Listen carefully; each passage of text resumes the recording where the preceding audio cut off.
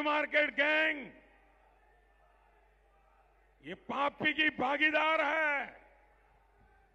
यही लोग कहते हैं कि देश के संसाधनों पर पहला हक मुसलमानों का है।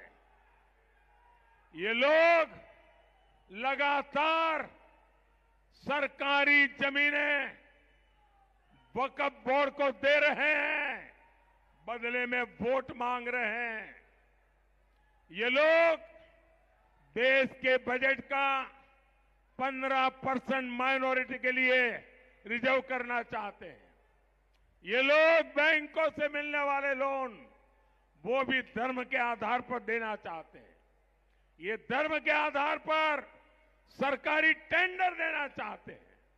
ये धर्म के आधार पर स्पोर्ट्स में खिलाड़ियों की एंट्री करवाना चाहते हैं। ये वोट बैंक पॉलिटिक्स की पराकाष्ठा है। अपने वोट बैंक को खुश करने के लिए ये लोग सीएए का विरोध कर रहे हैं। अपने इसी वोट बैंक को खुश करने के लिए इन्होंने देश भर में घुसपैठियों को बसा दिया है। यही लोग हैं जो दिल्ली के बाटला हाउस एनकाउंटर पर आंसू बहाते हैं।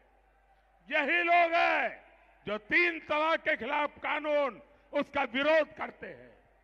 तुष्टीकरण में एक से बढ़कर एक है।